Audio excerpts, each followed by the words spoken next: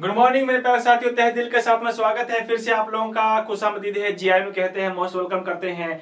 RBC online platform की तरफ से आप लोगों का मेरे प्यारे साथियों तहे दिल के साथ में स्वागत है। गुड मॉर्निंग है सभी को। आ जाइए जल्दी से, जितने भी मेरे प्यारे लाडू में, जितने भी मेरे प्यारे महानुभाव जितने भी हैं, जल्दी से आ जाइए, जल्दी से जुड़ जाइए। वापिस शुरुआत करते हैं जहां तक हम लोगों ने छोड़ा था कल की क्लास को। जी हाँ, आज की क्लास काफी इंपोर्टेंट रहेगी हमारी। कई चीजें हम लोग डिस्कस करने वाले हैं आज, जो बेखूबी के साथ में हम लोगों को चैप्टर को कंप्लीट करवाने में काफी हेल्प करेंगी। जी हाँ, सभी को गुड मॉर्निंग है, राम राम है मेरे प्यारे साथियों। जल्दी से आ जाइए, तहे दिल के साथ में आपका स्वागत है, खुशामदीद है, जीआईयू कहते हैं। जी हाँ, बिल्कुल हम लोगों ने यूं ही संघर्ष करते रहना है और यूं ही हम लोगों ने आगे बढ़ते चले जाना है। कईयों के स्कूल ओपन हो गए होंगे तो टाइम जिनको नहीं मिलता मेरे प्यारे साथियों, है ना, तो आप ऐसे कीजिए। अगर ये शायद तक आरबीसी आप लोगों का टाइम भी जो है वो चेंज करेगी, क्योंकि सुबह आप लोग स्कूल चले जाया करोगे, है ना, और जब स्कूल चले जाया करोगे तो कौन हम लोगों को कौन साथ में मिलेगा हमारे। इसलिए हम लोग अब जो टाइम रखने वाले हैं वो शाम का रखने वाले हैं, इवनिंग का रखने वाले हैं, है ना। टाइमिंग अब कौन सा रहेगा इवनिंग में वो भी आप लोगों के मेरे प्यारे साथियों अनाउंस कर दिया जाएगा। तो चिंता करने वाली बात नहीं कि कईयों के कमेंट आए थे, कईयों के इस प्रकार से कि दिल के अंतर्गत यूं ऐसे जज्बा सा जो था, है ना, वो थोड़ा सा ठेस पहुंच गया उस पर, इसलिए क्योंकि आपके स्कूल भी ओपन होने लगे कि सर हम लोग स्कूल में जाएंगे तो फिर आप लोगों का कैसे देख पाएंगे। तो मेरे प्यारे साथियों चिंता मत करो, है ना, आप लोगों की हर प्रॉब्लम को हम लोग सॉल्व करने के लिए बैठे हैं मेरे प्यारे रसगुल्ले। तो अगर आप लोग सुबह स्कूल जाओ तो स्कूल में भी अच्छी तरीके से पढ़ा करो, तसल्ली के साथ में, और उसके बाद में जब आप लोग इवनिंग में आप लोग घर पे जाया करोगे तो घर पे हम लोग आपके लिए उस टाइम हम लोग ऑनलाइन आ जाया करेंगे, और उस टाइम आप लोग अपनी क्लास जो है वो आराम से तसल्ली के साथ में इस आरबीसी प्लेटफॉर्म पे जुड़े हुए रहने के साथ साथ आप आराम से तसल्ली के साथ पढ़ सकते हो। जी हाँ, और कोई समस्या नहीं ना। हाँ जी, चलिएगा आगाज करते हैं, शुरुआत करते हैं। जितने भी जुड़े हुए हैं मेरे प्यारे साथियों को सभी को राम राम है, गुड मॉर्निंग है। जी हाँ, जल्द ही आने वाला है हमारा ये टीचर्स डे भी आने वाला है। सभी को टीचर्स डे की आप लोगों को भी हार्दिक शुभकामनाएं हो मेरे प्यारे साथियों। जी हाँ, याद नहीं देने वाले भाई, जब आप लोगों का टीचर्स डे आएगा तब आप लोग हम लोगों को ये जितने भी शुभकामनाएं देने वाले हो तो उस टाइम आप लोग हमें देना। तो उस टाइम भी आप लोगों के साथ में मतलब आरबीसी के लिए आएंगे, जुड़ेंगे आप लोगों के साथ। जितने भी टीचर्स हैं वो सब एक साथ में इकट्ठे होकर के आप लोगों के लिए, जिस प्रकार हमने 15 अगस्त को एक साथ इकट्ठा होकर के आपके साथ में जुड़े, तो इसी प्रकार हम लोग जरूर कोशिश करेंगे, जितना भी हो सके उतनी भरपूर कोशिश रहेगी हमारी की टीचर्स डे पर भी हम जितनी भी टीम है ना, अगर ऑनलाइन ना पाए तो जैसे तैसे करके आप लोगों से जरूर जुड़ेंगे हम लोग। तो जी हाँ, सभी को टीचर्स की हार्दिक शुभकामनाएं हो। हैप्पी टीचर्स डे सभी को मेरे प्यारे साथियों, बिल्कुल, है ना। हम भी अपने टीचर्स को कहेंगे कि हैप्पी टीचर्स डे। जितने भी हमारे टीचर्स अगर देख रहे हैं, मुझे सुन पा रहे हैं, तो उनको भी मेरी तरफ से नमन नमन है मेरे प्यारे साथियों। चलिएगा शुरुआत करते हैं, आगाज करते हैं आज की क्लास को, जहां तक हम लोगों ने छोड़ा था मेरे प्यारे रसगुल्लो। पिछली क्लास में हम लोग डिस्कस कर रहे थे कि एलिमेंट्स क्या होता है and how we classify the all elements, और तत्वों को किस प्रकार से क्लासिफाई किया जाता है। ये हमारी क्लास थी। और हमने ये भी डिस्कस किया था कि एलिमेंट्स का मतलब क्या होता है और नेचर में कितने टाइप्स के एलिमेंट्स पाए जाते हैं, और टोटल स्टडी करने के लिए कितने एलिमेंट्स हम लोगों के लिए अवेलेबल हैं। 118 पाए जाते हैं, but we classify but we study only for 112। केवल हम लोग 112 तत्वों को क्या करते हैं, स्टडी कर पाते हैं। And at last we also discuss about there are some theories which are very important for the classify of the elements। और कुछ ऐसी थ्योरीज हैं ये वाली जो हमारे तत्वों को क्लासिफाई करने के लिए काफी क्या है मेरे प्यारे साथियों, यूजफुल है। तो आइए उन्हीं थ्योरीज में सबसे पहले हम लोग स्टार्ट करेंगे triad theory of the Dobereiner. So first of all please heading डालिए मेरे प्यारे रसगुल्ले, हेडिंग डालिए। सबसे पहला point number first, we discuss about the triad theory of the Dobereiner.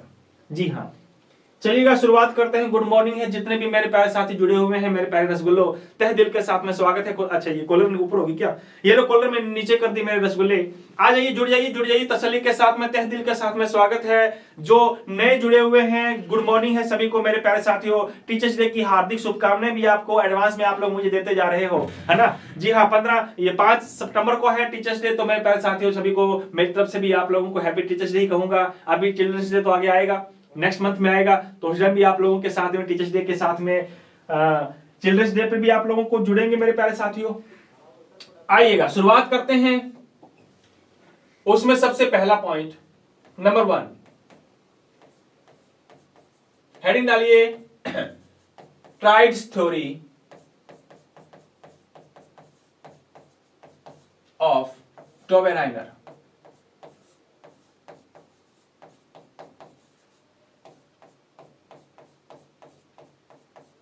या क्या कहता है ये डोबेराइनर? नाम कितना अच्छा है ना? जी हां, डोबेराइनर।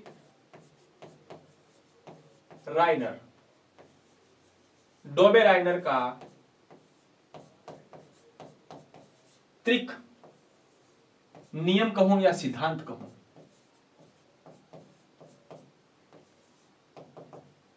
क्या कहता है ये डोबेराइनर? जी, क्या कहता है ये डोबेराइनर? किसके लिए क्या एक्सप्लेन करता है ये अगर मैं बात बताऊं मेरे प्यारे साथियों, ये लगभग डोबेराइनर जो आया था इसने सबसे पहले तत्वों को क्लासिफाई करने के लिए 1800 के अंदर, 18 के आसपास, लगभग 18th सेंचुरी के आसपास मेरे प्यारे साथियों, इसने एलिमेंट्स को क्लासिफाई करने के लिए कुछ बातें बोली थी। क्या बातें बोली? डोबेराइनर ने कहा कि प्रकृति में एलिमेंट्स पाए जाते हैं। जी हां, तो डोबेराइनर ने कहा कि कुछ एलिमेंट ऐसे हैं जिनकी प्रॉपर्टी सेम होती है और कुछ एलिमेंट्स ऐसे हैं जिनकी प्रॉपर्टी एक दूसरे से अलग अलग होती है। लेकिन बेचारा ये डोबेराइनर उस टाइम है ना, कंप्लीटली एलिमेंट्स को क्लासिफाई नहीं कर पाया और लगभग उसने फिर ऑलमोस्ट ये सन याद करने की जरूरत नहीं है हमें, लगभग अलग अलग किताबों में आपको सन अलग अलग मिलेंगे।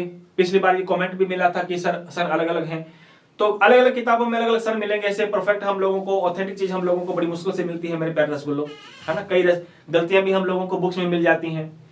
तो लगभग 1800 में ये आया था, तो 1800 के अंदर उसने ये बोला कि प्रकृति में एलिमेंट्स पाए जाते हैं, सबकी प्रॉपर्टी अलग अलग नहीं होती, कुछ तत्वों की प्रॉपर्टी लगभग सेम भी होती है। एंड आफ्टर दैट 1829 के अंदर इसने अपना ये रूल दिया था। हाँ, जहां तक मुझे याद है अप्रोक्सीमेट 1829 के अंतर्गत इसने अपना ये रूल दिया था, जिसको हम बोलते हैं मेरे रसगुल्लो tried theory of the Dobereiner, Dobereiner का त्रिक नियम। जी हाँ, क्या कहता है ये डोबेराइनर? तसल्ली से सुनना, आराम से सुनना, फिर आप लोगों को समझ में आ पाएगा। तो मैं समझाने की कोशिश करता हूं, सुनिएगा। पहले लिखना क्या है लिखेंगे हम बाद में, पहले इसको समझ लेते हैं कि डोबेराइनर ने अपने रूल में, अपनी थ्योरी में, अपने सिद्धांत में इसने क्या बात बोली। जरा देखिएगा, ट्राइड का मतलब क्या होता है इंग्लिश वालों? ट्राइड का मतलब क्या होता है? और हिंदी वालों मुझे बताओ त्रिक का मतलब क्या होता है? त्रिक का मतलब जल्दी से मुझे कमेंट में बताओ। इस त्रिक का मतलब और इस ट्राइड का मीन का मतलब क्या होता है, मुझे बताओ जल्दी से। त्रिक का मतलब क्या पता है? त्रिक का मतलब है तीन। जी हाँ, हाँ बिल्कुल, तीन मतलब थ्री बोले तो तीन, है ना, तीन एलिमेंट्स।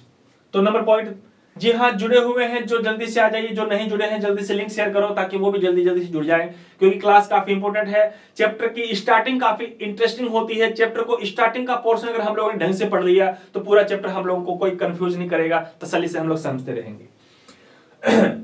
तो डोबेराइनर ने मेरे प्यारे साथियों, त्रिक का मतलब क्या होता है? तीन, समझना तसल्ली से। तो डोबेराइनर ने अपने इस थ्योरी में तीन एलिमेंट ले लिए। मैंने ले लिए ए बी सी। समझना, पहले लिखना नहीं है, लिखना क्या है मैं बाद में लिखवाऊंगा। So according to the triad theory of the Dobereiner there are the three elements. तीन एलिमेंट हैं। मान लो ये रहा element A, B and C. A, B and C, तीन एलिमेंट्स हैं हमारे। और उसने क्या कहा? सुनना तसल्ली से। अरे मेरे प्यारे रसगुल्ले, मेरे लाडू, इधर उधर की बातें छोड़, एक बार जो डोबेराइनर ने कहा, देखो नाम कितना अच्छा है, डोबेराइनर, है ना। नाम में क्या रखा है? काम अच्छा होना चाहिए, है या नहीं है? तो आज अगर आप लोगों को जुनून है, जज्बा है कुछ कर गुजरने का, तो मेरे प्यारे साथियों ऐसा काम कर जाओ जो आप लोगों के माता पिता के लिए भी, आप लोगों के गुरुओं के लिए भी, और आपके जितने भी साथी हैं, है ना, उनका भी साथ में नाम रोशन हो। हाँ, तो डोबेराइनर ने क्या बोला? इसने बोला कि मैं एक सीरीज में तीन एलिमेंट रखूंगा। अरे मेरे रसगुल्ले, इसने कहा कि मैं एक सीरीज में कितने एलिमेंट रखूंगा? एक सीरीज में तीन एलिमेंट रखूंगा। ये तीन एलिमेंट इसने रख दिए, ए, बी एंड सी। फिर उसने कहा, अगली लाइन में क्या कहा? अगली लाइन में कहा कि पहले तत्व का जो मास होता है, बोले तो एटॉमिक मास, और तीसरे तत्व का जो मास होता है, बोले तो एटॉमिक मास, कौन कौन से एलिमेंट्स का, फर्स्ट एंड द थर्ड, पहले तत्व का एटॉमिक मास और सेकंड तत्व का जो एटॉमिक मास होता है। लिखो मत पहले मेरे प्यारे रसूल, लिखे मत, एक बार मैं लिखवाऊंगा तसल्ली से, पहले सुन ले मेरी प्यारी जो बातें हैं, तसल्ली के साथ में सुन ले मेरे रसूले, पहले सुन ले, है ना, सुन रहे ना, तो सुन ले। So according to the Dobereiner, the atomic mass of the first element and the atomic mass of the third element, पहले तत्व का परमाणु द्रव्यमान, या हिंदी वालों लिखना चाहो तो हम लिखेंगे पहले तत्व का परमाणु भार या द्रव्यमान, और दूसरे तत्व का परमाणु भार या द्रव्यमान, तीसरे तत्व का।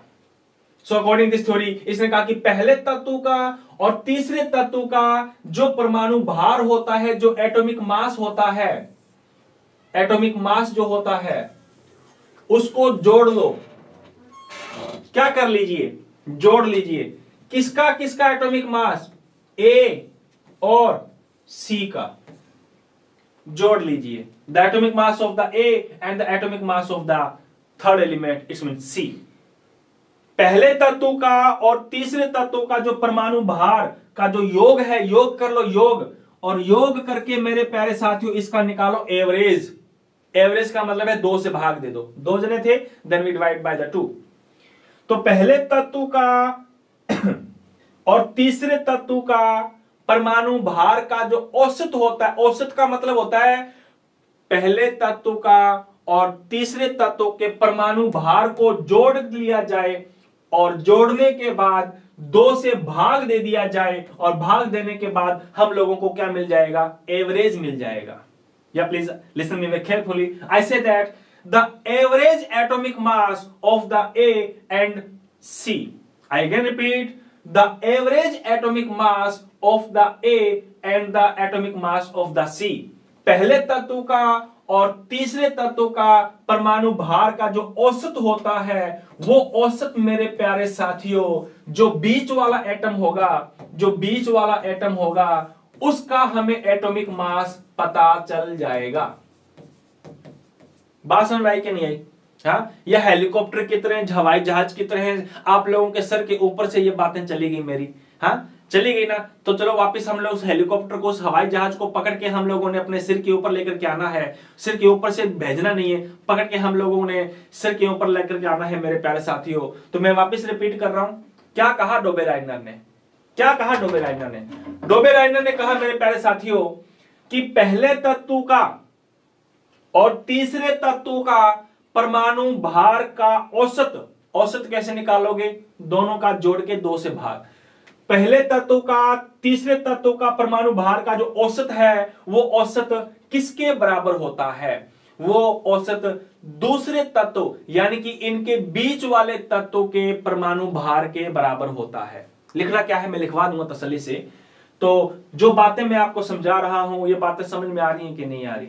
Then we can say that the average atomic mass of the A and the C, the average atomic mass of the first element and the third element is equal to the atomic mass of the middle element. This is the triad theory of the Dobereiner. इसी नियम को हमने क्या नाम दिया है, Dobereiner का त्रिक नियम। बात समझ में नहीं आई तो जल्दी से देखो मैंने क्या कहा। मैंने कहा मेरे प्यारे साथी लिखना चाहो तो लिख सकते हो, लिखना चाहो तो मेरे रसगुल्ले लिख सकते हो। जल्दी से क्या लिखोगे, इस सिद्धांतानुसार या इस नियम के अनुसार, किसने दिया था, डोबेराइनर ने दिया था। इस सिद्धांत के अनुसार यह हमने लिखा हुआ है एसी मतलब अकॉर्डिंग। हिंदी वाला थोड़ी बहुत इंग्लिश भी छांट लिया करो आप, है या नहीं है? So this is the according, according to Dobereiner या अकॉर्डिंग टू दिस थ्योरी। इस सिद्धांत के अनुसार प्रथम, अच्छा मैं पूरा लिख देता हूं। इस सिद्धांत के अनुसार एक श्रेणी में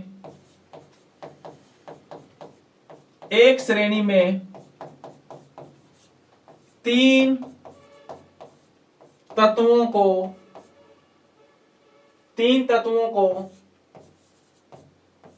रखा गया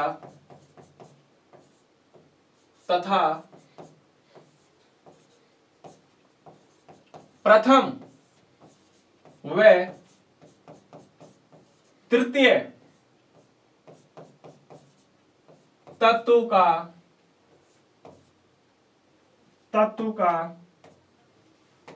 औसत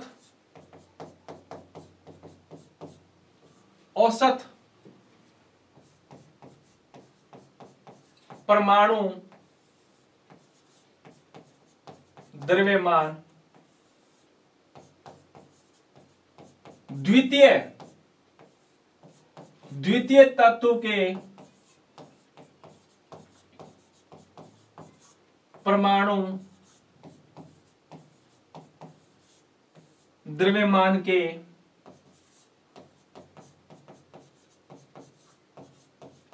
समतुल्य होता है। हिंदी वालों वापिस देखो क्या कहा मैंने। इस सिद्धांत के अनुसार हमने एक श्रेणी में कितने तत्वों को रखे थे? एक श्रेणी में हमने 3 तत्वों को रखे थे, ए बी सी, और उसने कहा कि पहले तत्व का और तीसरे तत्व का जो औसत परमाणु द्रव्यमान है वो किसके बराबर होगा? वो दूसरे तत्व के परमाणु द्रव्यमान के बराबर होगा। छोटी सी बात है। ए और सी का औसत जो भार होगा वो किसके बराबर होगा? बी के बराबर होगा। इसी नियम को हमने क्या कहा है? डोबेल-एनर का टाइट थ्योरी। जी हाँ, इंग्लिश वालों आप लिखो जल्दी से लिखो फिर इंग्लिश वालों, मैं शॉर्ट में लिखवा देता हूं। जी हाँ, according to this theory the average atomic mass of first and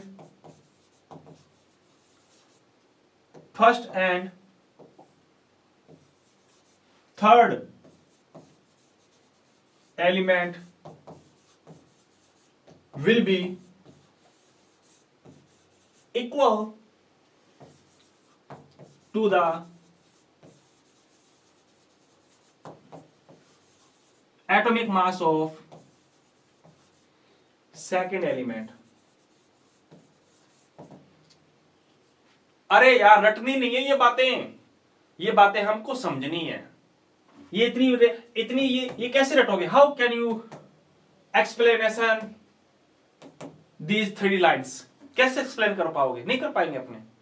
लेकिन ये छोटी सी जो मैंने आपको बात बोली बस ये वाली, इसी से हम लोग उसको एक्सप्लेन कर पाएंगे कि भैया एक श्रेणी में 3 एलिमेंट रख दो, ए बी सी, और जो पहले तत्व का भार होगा और तीसरे तत्व का जो भार होगा वो बीच वाले तत्व के भार के बराबर होगा। It's very simple. The atomic mass of the first and the atomic mass of the third का एवरेज जो होगा is equal to the atomic mass of the middle elements. बीच वाले के बराबर होगा। बोले तो बीच वाला कौन है? सेकंड एलिमेंट के बराबर होगा। यही तो मैंने लाइन लिखवाई है। ये मेरी लाइनें भी तुम लोग लिख सकते हो और आप अपनी लैंग्वेज भी खुद बना सकते हो कि डोबेल-एनर ने क्या बोला था। डोबेल-एनर ने बस ये बात बोली थी कि एक श्रेणी में 3 एलिमेंट रख दो एंड फर्स्ट एलिमेंट और थर्ड एलिमेंट का एवरेज किसके बराबर होगा? हमारा मिडिल एलिमेंट्स के बराबर होगा, है ना। So now if we discuss about the one example. अब एक एग्जांपल देखो छोटा सा, है ना, छोटा सा एग्जांपल देखो मेरे रसगुल्ले, थोड़ा ध्यान दीजिए इधर जरा सामने। हाँ, टेस्ट आप लोगों का जरूर ले लिया जाएगा। जो टेस्ट हमारा फर्स्ट चैप्टर का है वो जल्द ही टेस्ट आप लोगों को अनाउंस कर दूंगा एक दिन में, या 1-2 दिन के, या हो सकता है फिर 5 सितंबर के बाद में अपने टेस्ट सीरीज रखेंगे तो अच्छा रहेगा शायद तक। तो 5 सितंबर के बाद में मेरे प्यारे साथियों आप लोगों को अनाउंस कर दूंगा मैं, या हो सकता है 5 सितंबर को अनाउंस कर दूं कि आपका फर्स्ट चैप्टर का जो टेस्ट होगा, जो हमारा आरबीसी ऐप पे जो डाल दिया जाएगा, वो कब डाल दिया जाएगा और कब आपने टेस्ट जो होगा वो शुरू होगा और कब तक आपको देना है। ये सारी बातें आप लोगों को मैं बताऊंगा, चिंता मुक्त रहें आप। एग्जाम्पल देखिए, एग्जाम्पल तसल्ली से देखना। एग्जाम्पल में 2-3 एग्जाम्पल ले रहा हूं। नंबर फर्स्ट, इसने मेरे प्यारे साथियों कितने एलिमेंट्स? 3 एलिमेंट्स को एक सीरीज में रखा। मान लो एक रख दिया लिथियम, बाद में रख दिया सोडियम, के बाद रख दिया पोटेशियम। वाह, first of all the first element is the lithium, after that is the sodium and third element is the potassium, you know.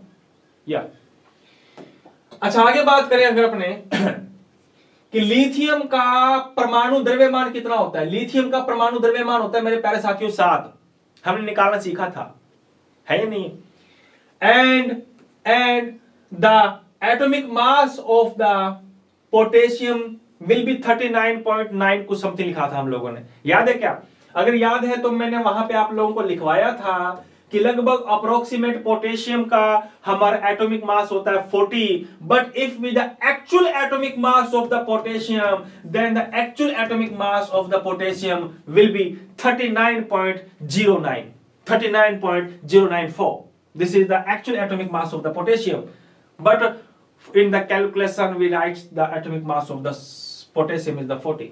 Calculation आसान हो, हमारी गणना आसान हो, गुना भाग करने में हमें ज्यादा परेशानी ना हो, इसलिए हम ये पॉइंट वाला ना लेकर के हम लोग सीधा क्या ले लेते हैं, 40 वाला ले लेते हैं, है कि नहीं? नो प्रॉब्लम, या no problem. So now we discuss about that the atomic mass of the lithium is the 07 and the atomic mass of the potassium is the 37. No, I'm so sorry, 39. तो डोबेलाइनर ने क्या बोला था? डोबेलाइनर ने बोला कि भैया पहले तत्व का और दूसरे तत्व का नहीं, तीसरे तत्व का परमाणु द्रव्यमान का औसत निकालो, औसत ये लो, निकाल लो एवरेज. देन हम लोग इसका एवरेज निकाल रहे हैं, तो एवरेज निकालो मेरे पैर रसगुल्ले, तो ये आएगा 46 अपॉन में 2. It's mean the atomic mass of the sodium will be get 23. यही तो कहा था डोबेलाइनर ने, नहीं कहा था क्या? बताओ आप, अगर नहीं पढ़ा तो फिर तुम लोग वापस इस क्लास को वापस रिपीट करना, वापस देखना क्या कहा था कि पहले तत्व का और तीसरे तत्व का, पहले तत्व का और तीसरे तत्व का जो एटॉमिक मास का जो एवरेज होता है, एवरेज, वो एवरेज किसके बराबर होता है? बीच वाले तत्व के परमाणु भार के बराबर होता है. This is the triad theory of the Dobereiner. I again repeat, first and the third का एटॉमिक मास का जो एवरेज होगा वो किसके आगे? बीच वाले के बराबर होगा. No problem. This is the first example of the Dobereiner theory. पहला एग्जांपल है ये. Now if we discuss about this is the first example, मैं लिख देता हूं number 1 example. Now we discuss about the third, I am so sorry, second example. देखो second example इससे और खतरनाक एग्जांपल है. जरा देखो जरा सामने फिर. ए बाबू जरा इधर देखो, देख पा रहे हो क्या? तसल्ली से समझना, तसल्ली के साथ में देखना मेरे प्यारे साथी, मेरे प्यारे रसगुल्ले. आराम से ये दूसरे एग्जांपल को देखो अब आप. लेकिन एग्जाम्पल पढ़ने से पहले, एग्जाम्पल देखने से पहले, एग्जाम्पल को एक्सप्लेन करने से पहले मैं आप लोगों से एक छोटी सी बात पूछ रहा हूं. क्या बात पूछ रहा हूं? मुझे ये बताइए कि डोबेलाइनर ने क्या बोला था? पहले तत्व का तीसरे तत्व का परमाणु भार का औसत किसके बराबर होगा? सेकंड वाले के बराबर होगा. इस बात को खोपड़ी के अंदर आराम से फिट कर लेना है. ये नहीं है अगर खोपड़ी की मेमोरी कम है तो बाजार में जाकर के 128 GB का कार्ड आता है ना, वो वाले ले आना. हाँ बस फिर हमारी मेमोरी जो है वो क्या हो जाएगी? बढ़ जाएगी, शार्प हो जाएगी, है कि नहीं? तेज हो जाएगी. या फिर आप लोग बादाम और काजू किशमिश वगैरह ये खाया करो, हमारी मेमोरी और ज्यादा शार्प होगी. सर मैं खाता हूं या खाती हूं, मेरे प्यारे साथी, बादाम काजू खाने से कुछ नहीं होगा, साथ में पढ़ा भी कर, है ना? आ जाइए शुरुआत करते हैं. आ जाइए, ये सेकंड एग्जांपल ले रहा हूं मैं. Now we discuss about the second example for the triad theory of the डोबेलाइनर. एक श्रेणी में कितने एलिमेंट रखे थे? मैं आपसे पूछना चाहूंगा. ए मेरे रसगुल्ले, अरे मेरे प्यारे रसगुल्ले, ये जो रेड शर्ट में जो बैठा है, तू मेरे को बता. हाँ तेरे से पूछ रहा हूं मैं, मेरे को बता कि एक श्रेणी में कितने एलिमेंट रखे?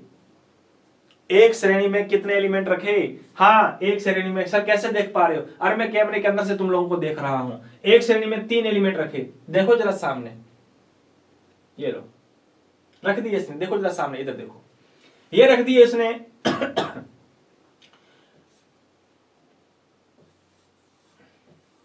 बेरिलियम, है कि नहीं? हाँ चलो बेरिलियम वाला लेते अपने, ये वाले लेते हैं.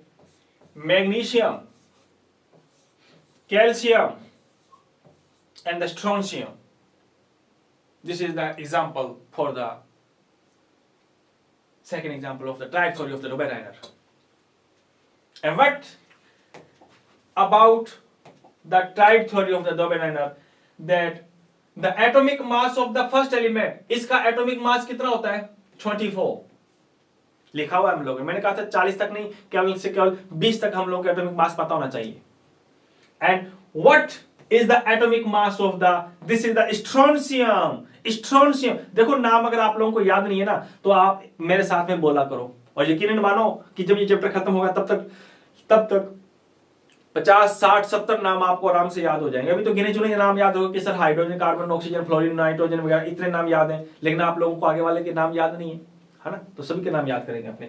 This is the magnesium, again repeat, magnesium, this is the calcium, and third is the strontium. Strawberry नहीं मेरे रसगुल्ले, स्ट्रोनशियम या, and the atomic mass of the strontium is 137। Sir आपको कैसे पता ये? बेटा ये आप लोग पढ़ोगे ना तब आपको भी याद हो जाएंगे। अब मैं अगर आपसे मैं पूछूं, है ना, कि सर आपको ये कैसे याद है, अच्छा मेरे को याद नहीं है, मैं आपसे पूछूं, मुझे फटाक से मुझे बताना और जल्दी से मुझे आंसर देना कि कार्बन का एटॉमिक मास कितना होता है। कमेंट बॉक्स में बताओ जल्दी से। The atomic mass of the carbon atom will be dash dash dash dash, give me the firstly answer. Carbon का एटॉमिक मास कितना होता है? कार्बन का परमाणु भार कितना होता है? 6। ये देखो, अब मैं आपसे पूछूं कि आपको कैसे पता? आपने पढ़ा है, तो ये आप जब पढ़ोगे तब आपको भी पता हो जाएगा। इससे पहले तुम लोगों को पता नहीं था, but today we discuss about the atomic mass of the strontium is 137। अच्छा, फिर डोबेरेने ने क्या बोला? डोबेरेने ने बोला कि भाई साहब पहले तत्व का परमाणु द्रव्यमान और थर्ड तत्व के परमाणु द्रव्यमान का औसत निकाल लो। ये लीजिए औसत निकाल लो। देन ये हो गए 7, 4, 1 आ गया हमारे पास में, 6 आ गया, this is the 1 and upon, इतना ही आएगा क्या? या अपॉन में 2, अपॉन में 2, ये आ गया हमारे पास है कि नहीं? नाउ अगर हम इसका एवरेज निकालें, निकालो एवरेज, ये लो, तो ये तो कितना आ रहा है हमारे पास में?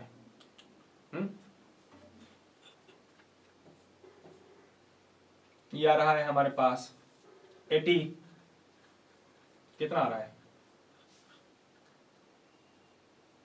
81.5 के अप्रोक्सीमेट आएगा समथिंग, है कि नहीं है? आएगा कि नहीं आएगा? जी हाँ। क्या ये इसके इक्वल आ रहा है क्या? नहीं आ पा रहा, हमने तो कुछ और ही डिस्कस किया था, है कि नहीं? So how can we explain that the atomic mass of the first element and the third element is average atomic mass is the equal to the atomic mass of the middle element? हम कैसे explain करेंगे कि पहले तत्व का परमाणु द्रव्यमान और तीसरे तत्व का जो परमाणु द्रव्यमान होगा, है या नहीं है, वो हमेशा किसके बराबर होगा? हाँ, किसके बराबर होगा? वो होगा हमारा किसके बराबर? बीच वाले के बराबर होगा। कैसे एक्सप्लेन करें? अपने नहीं कर पाएंगे एक्सप्लेन अपने। अच्छा, इसी के साथ में अगर मैं एक और छोटा सा एग्जांपल लूं, फिर मैं वापस लौट करके आऊंगा दूसरे एग्जांपल पे। इसी के साथ में अगर मैं एक छोटा सा और एग्जांपल लूं आपके सामने, ये लीजिए, क्लोरीन, उसके नीचे लिख दिया bromine, and after that we discuss about the iodine. Dobereiner ने एक सीरीज में 3 एलिमेंट्स रखे थे हमारे, है ही नहीं। एंड उसने कहा कि पहले तत्व का परमाणु द्रव्यमान, इसका परमाणु द्रव्यमान अगर हम लोग डिस्कस करना चाहें तो इसका एटॉमिक मास होता है मेरे प्यारे साथियों इतना, and also the atomic mass of the iodine is 127। और डोबेरेने ने कहा कि पहले तत्व का परमाणु द्रव्यमान और दूसरे नहीं, तीसरे तत्व का परमाणु द्रव्यमान का औसत निकालो। औसत निकाले यदि हम, तो निकालो कितना का आएगा? लगभग ये आएगा हमारे पास, अगर मैं लिखना चाहूं मेरे प्यारे साथी, देन ये आएगा 0.5, ये 2 आ गया हमारे पास में, ये आ गया 6 आ गया, ये 1 आ गया, अपॉन में 2। इसको सोल्व करें।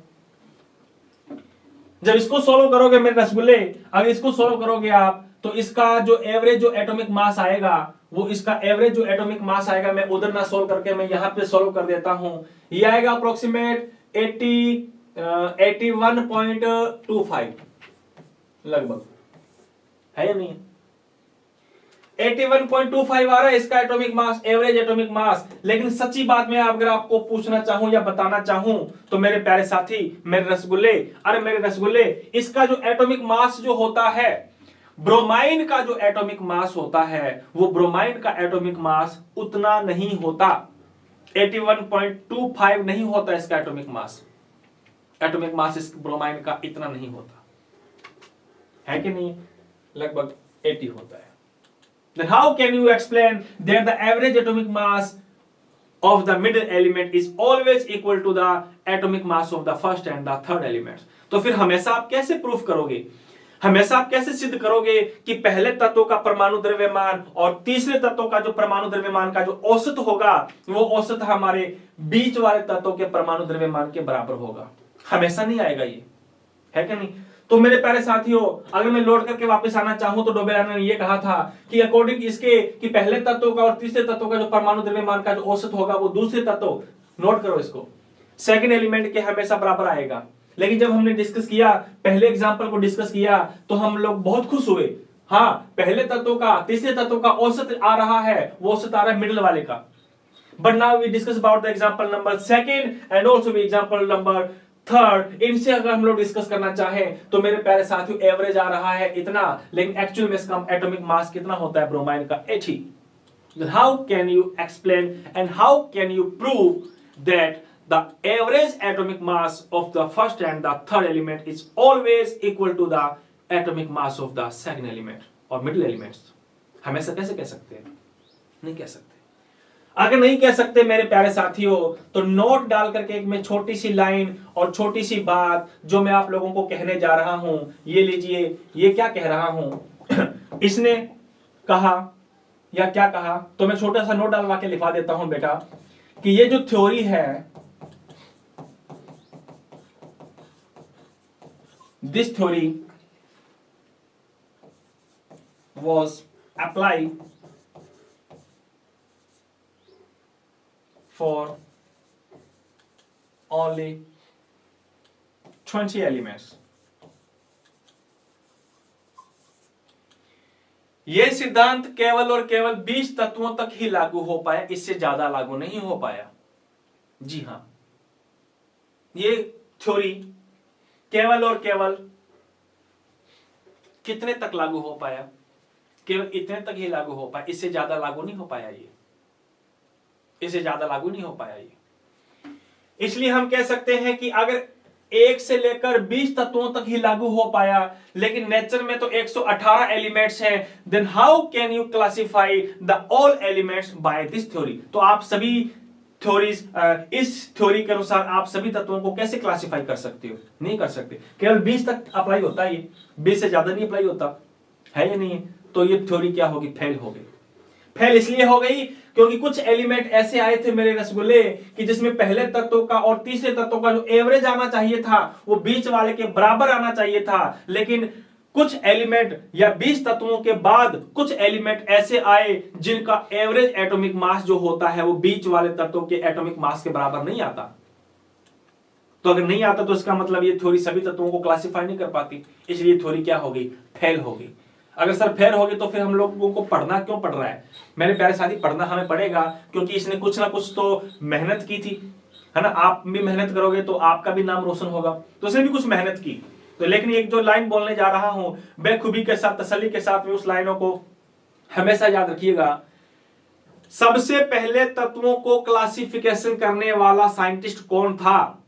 First of all, who is the scientist who is the classifier of the all elements which are present in the nature? Nature में पाए जाने वाले जितने भी एलिमेंट्स हैं उसको क्लासिफाई करने वाला सबसे पहला साइंटिस्ट कौन था? तुम्हारा ये, है ना, क्या है? डोबेराइनर है ये हमारा साइंटिस्ट। तो याद रखना, सबसे पहले तत्वों का क्लासिफाई करने का कौन था? डोबेराइनर था। कोई दिक्कत? कोई दिक्कत नहीं। कोई कंफ्यूजन है? कोई कंफ्यूजन नहीं। लेकिन प्रॉब्लम ये आ गई कि ये सभी तत्वों को क्या नहीं कर पाया मेरे प्यारे साथियों? क्लासिफिकेशन नहीं कर पाया, क्लासिफाई नहीं कर पाया, क्लासिफाई नहीं कर पाया। Then now next we discuss about the second theory which is known as octave theory of the Newlands.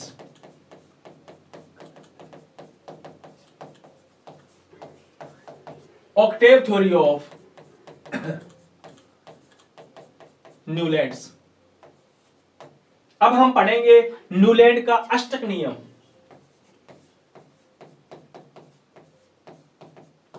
Newlands, no, this is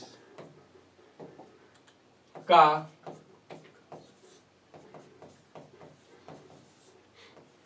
अष्टक सिद्धांत।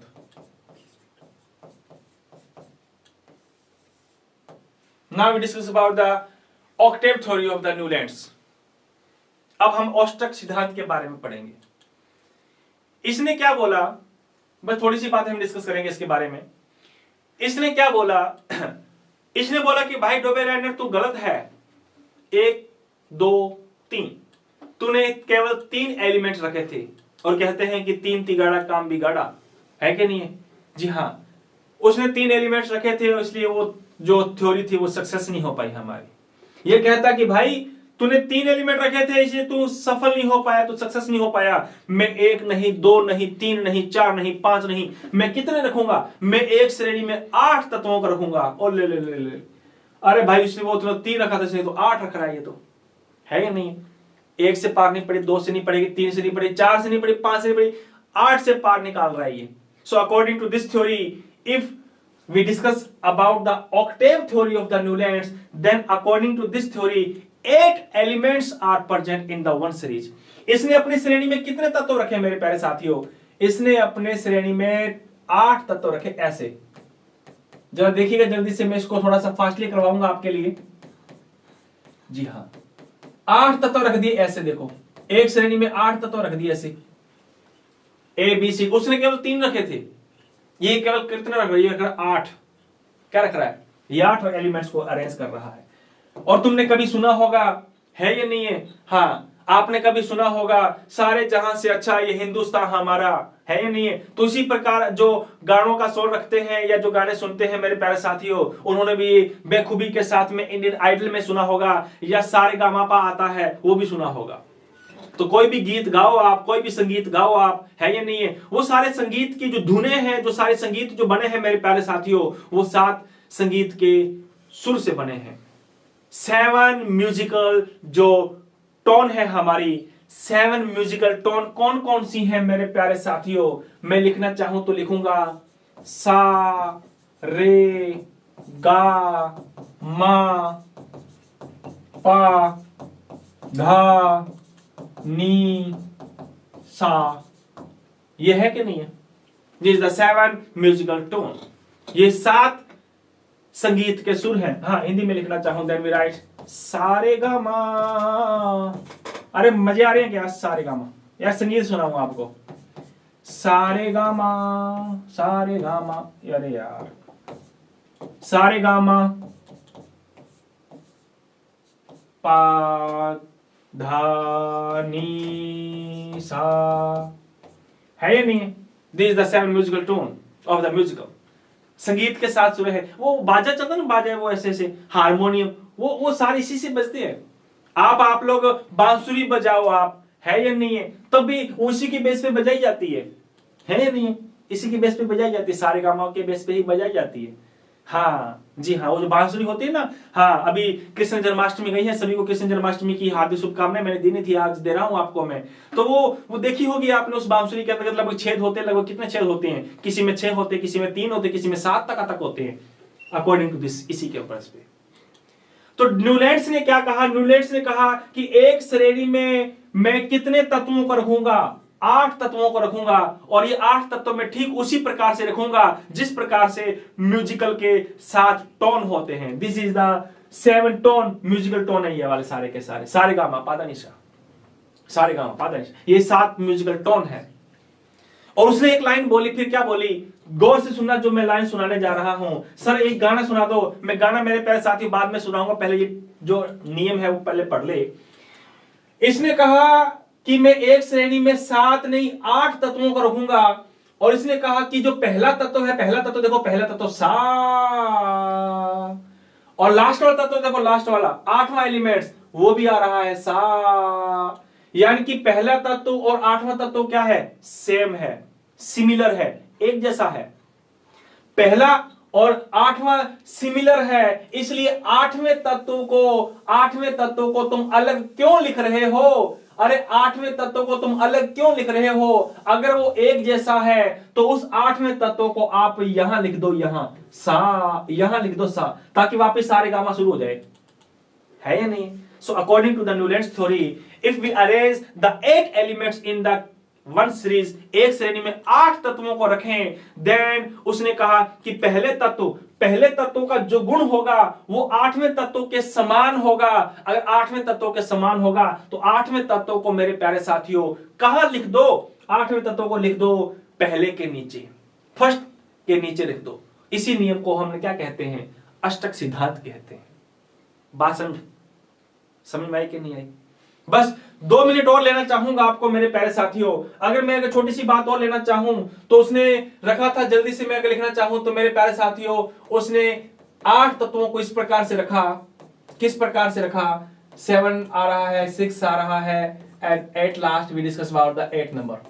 8 तत्वों को उसने इस प्रकार से रखा था। किस प्रकार से रखा था जरा गौर से देखिए, आप लोगों के सामने हाजिर है। ये लीजिए, लिथियम के बाद बेरिलियम के बाद बोरॉन के बाद कार्बन के बाद नाइट्रोजन के बाद ऑक्सीजन के बाद फ्लोरीन के बाद नियोन।